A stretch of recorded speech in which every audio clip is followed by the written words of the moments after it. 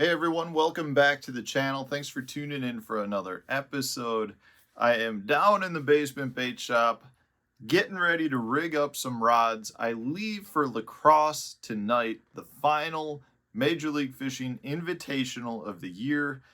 I cannot wait to get this going. I can't wait to be done with this. I feel like there's a lot of pressure on me right now, but I'm really excited to get this last tournament started. Why? Because I'm currently in 5th place and they take the top 8 up to the BPT, so the Major League Fishing Bass Pro Tour, the top of the Major League Fishing Pyramid, which as an angler who is not at the top level, who I used to be at the top level prior to the merger when I was fishing the FLW Tour, but kind of been delegated back to AAA levels, it would mean a lot to me to be able to get back to the top level. I've said all along, as an angler, I really don't have a preference as to whether I fish the Bass Pro Tour or the Bassmaster Elite Series. I just want to get back to it. Both of them have advantages, both of them have disadvantages. And when I started this year, I said I was going to stick with the Major League Fishing platform because I really like the schedule. I've got a lot of great relationships. And honestly, the payout is much, much better from a tournament standpoint on the Bass Pro Tour. So I really wanted to stay with where I'm at. I started the goal with the saying, that I've got one goal, and that's to qualify for the Bass Pro Tour. And I've put myself in a position at this point to achieve that goal, and I still have an outside shot at Angler of the Year. So if I'm able to have an outstanding event on the Mississippi River and the 4 guys in front of me stumble, I've got a shot. It's an outside shot, but it's still a shot. So the numbers, when I look at the numbers, basically I think if I have like a 78th place finish or higher, I'm in the Bass Pro Tour. So that's out of 150 guys. I need to finish in the top half of the field. Ideally, I would love to qualify for day 3 and go out on day 3 as one of the top 50 boats, make some money, and have probably what I think could be the most enjoyable fishing I've ever had, where I know I've qualified for the BPT and cash a check, and I get to fish on one of my favorite places to fish, the Mississippi River. Now, having said that, because I live a couple hours away, most people are out there saying, hey, Matt, you are guaranteed locked into, the high finish, and therefore I'm going to make the BPT. The reality of the sport, though, is it's not that easy. I don't care if you're fishing your home lake or a body of water you've never seen before. It's just not that easy. A lot of things can go wrong. Your pattern can, die on you. You could get locked out on the Mississippi River. There's a lot of things. So nothing is a guarantee in this sport. I need to go out and approach this as if I'm fishing any other event, where I'm going out trying to win the event, and I'm looking for those type of fish. So if that means I'm taking some risks, I'm going to take some risks, because that's my style of fishing.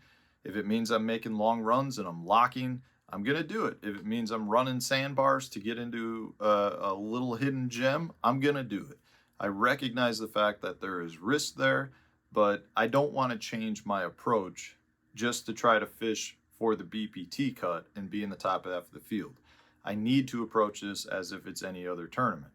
So that's what I want to talk about today, is my bait setup. I generally, before every tournament I've had this year, I try to give you an idea as to what I think is going to work, what baits I'm starting to rig up, what baits I'm going to have on. And one of the things I really like about the Mississippi River is it's I don't need to go there with 25 rods rigged. I could have 25 rods rigged, but I really don't need to do it. Summertime fishing there, most of it's going to be pretty much either current related or weed related. And I know that sounds simple, but the reality is the entire river's currented and pretty much covered in weeds. So just because that's what I'm fishing doesn't mean I can break it down easily. What it means is my bait choices are going to be much more limited than if I was going to a place that had lots of deep water, lots of finesse, this and that. In my opinion, the Mississippi River is going to be pretty much power fishing. I think we all know that a frog is definitely a bait that's going to be one of the baits that could be a player this week. So I've got a whole bunch of different frogs that I'll have tied on. you know, I'll be definitely playing around with the new Berkeley Swamp Lord. They just sent me a bunch of these last week. So I've got a whole pile of these.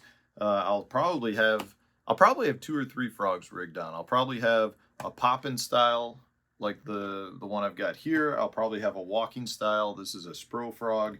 And I'll probably even have a toad on, so I can cover a lot of water. So I consider that kind of a frog too. So something like a zoom horny toad. So those are going to be on definitely, because there's always potential for a good frog bite on the Mississippi River.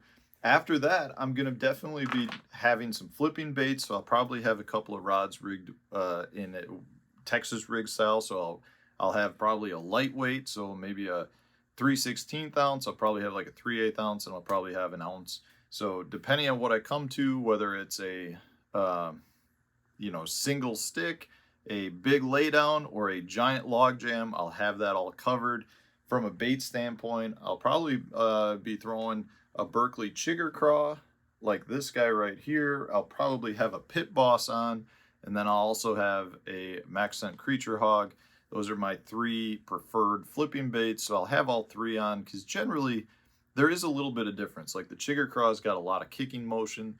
So if I get into an area where I have either high current or I've got more off-colored water, which happens a lot on the river. So it's not uncommon at all to find water that's this color, and it's not uncommon to find like gin clear water. So I'm going to have different baits rigged on for the water clarity as well as the current. In some instances, if I have strong current, I like more flappers. If I've got less current, I like less flappers. So I'll have 3 of those rigged on. Then you got to have your moving baits. I think most people probably recognize that a swim jig is one of the best, or actually probably started at the Mississippi River, at least what we consider more of our Midwestern style bullet head swim jig. Definitely a good bait to have tied on at the Mississippi River. I've won a lot of money on this there. So I'll probably have something like this chartreuse and white one with a Berkeley the Deal tied on. Very good combo, very good search bait. So a lot of times when you're fishing a river system, you get a lot of really key little little spots. So it may be a 15-foot section of really key water, and then there might be another key water that's like 100 yards away, and you end up generally just putting the trolling motor like on high and moving from one good spot to the next. And that's a lot of times where I really like to pick up that swim jig, because you're still casting at targets. You're just covering water quickly, and a swim jig is a really good way to do that. At the same time, I'll probably have a Berkeley slobber knocker tied on. This is a Berkeley power stinger as the trailer. This is a very good combo that I found on the river, not just the Mississippi, but like my home river on the Wisconsin River, because you're fishing a lot of wood, and the slobber knocker tends to come through wood better based on how their blade is connected to the head. Really good way to get through some of that cover. So I'll definitely have a slobber knocker tied on. And then you got to have topwaters. Summertime on the river is topwater fishing. So a lot of it is going to be frog related, but a lot of it's not. A lot of it's going to be your current seams and your sand drops. Now, the river is extremely low. It's like at its 15-year low right now. So I don't know how many sand drops are going to be players. And I say that because a lot of the sand drops are probably going to be out of the water. So from that standpoint, I'm not sure how much topwater is going to play. But a big vixen has been a great player on the Mississippi River in the past, so I definitely will have a big topwater rigged up. You got to recognize that when you're river fishing, even though the main channel could have 20, 30 feet of water, the majority of the bass that live in river systems are going to be in 8 foot of water or less, with a really high percentage of those fish in 4 foot of water or less. So when you're talking about fishing water that's only that deep, topwater baits are a great choice, because you're always going to be, within that strike zone. You're never going to be really to a point where the fish isn't going to know your topwater's there. And it just seems like if you're talking about a smallmouth and largemouth fishery with a lot of shallow water, topwaters are going to be a huge player. And then after that, I do throw a couple of finesse baits. So I will have a wacky rig, Berkeley General, Maxent General, tied up. The purple color I talk about a lot. One of my favorite places to throw this is on the Mississippi River. So I'll have that purple one. And then I'll also have a core tackle hover rig with, I'm going to start with the Jackal Rhythmwag pearl color. There is shad in the Mississippi River, so this is a good shad profile, and I like this in river systems because it's such a light size. So I'll throw like the 3/64 ounce size, and the current will take it, but the bait will still be falling and gliding. Really good way to pick up a couple of bites from lethargic fish on a fishery that is extremely pressured right now. There's been a lot of big championship level events, team championship events, kayak championship events. There was a Bassmaster High School National Championship. I mean, we're talking tournaments that have several hundred boats that have been out there. So the place has really been beaten up. And when you're talking about a fishery that's very, very low right now, there isn't much fish movement. The current isn't pushing the fish around. So they actually tend to group up well. But because they don't move around, those schools that did group up, I'm sure are beaten up really good right now. And from that standpoint, finesse could be a good way to generate some bites. So those are going to be my main choices. There's going to be some other one-off baits I'm sure I'll have tied on. But this is really my main go-to Mississippi River baits. I'll definitely play around with color a little bit. But generally speaking, I still like to throw either your whites in chartreuses if it's a moving bait, or I like to throw darker colors, your blues and your purples and blacks if you're talking about fishing more slow moving or slow techniques, your Texas rigs, your jigs, that type of thing. So wish me luck, guys. I'm excited, nervous at this point. I want to get this rolling. I want to get out there, start practice, find some fish, get settled down a little bit, and just get into my groove on the river.